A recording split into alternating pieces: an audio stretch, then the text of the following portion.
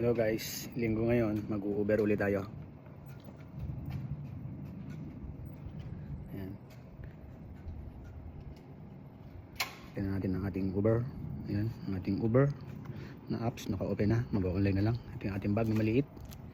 Ayan pa yung isang bag natin, bali dalawang bag natin. Kahit linggo ngayon, ay bawal pa tayo magpahinga ng mahaba. Tama na yung konti pahinga lang. Kahit nasa abroad tayo, kailangan meron pa tayong ibang sideline. Kasi hindi sasapat yung yung kita lang sa main job. Kailangan dumiskarte ka.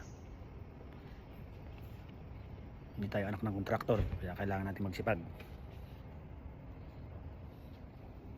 Dahil naka ako ngayon, naka flat rate ako ngayon, 1,815 per hour ko, 3 hours. Kailangan active tayo ng 3 hours. At saka lahat ng papasok na order kailangan ma-accept natin.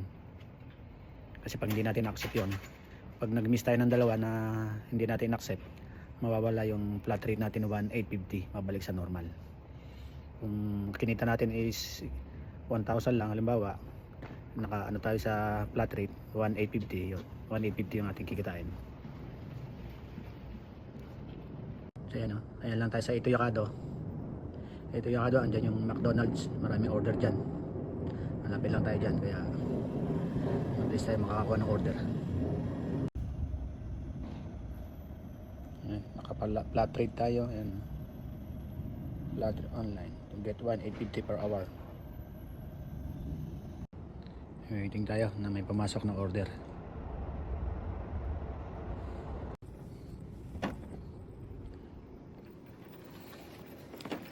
Let's go. Let's go, let's go. Ano tayo sa McDonald's. Lapit-lapit tayong konti.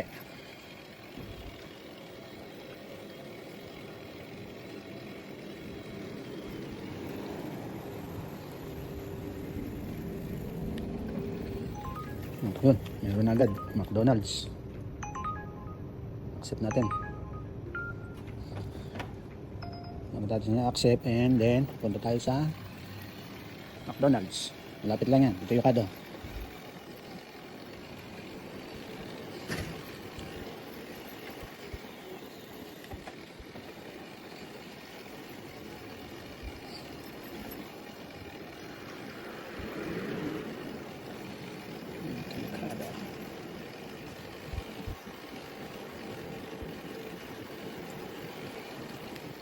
McDonald's talagang pinaka-busy, marami na order.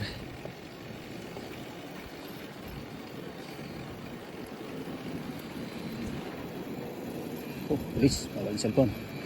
Ayan na, ang McDonald's. Ito Yokado, lapit na. Hindi natin pipikapin ng order. Kuha na natin guys, dalawang order ng customer, pares McDo, dalawang customer to. Kuha na natin.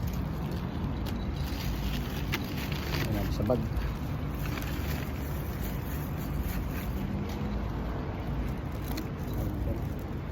Dito sa unahan. Okay guys, delivery na tayo. Tayo magdi-deliver guys. Precious to Tessie. At ito yung ating kinita. Naka 13 trips tayo, 4 hours 58 minutes. Bali yung first 3 hours is naka flat rate tayo na 1,850. Ayan. Tapos may promotion bonus pa si Uber Eats na 2,275 yen. Kaya ang total earnings natin ay 10,281 sa loob ng halos 5 oras. Ganda na, 'di ba?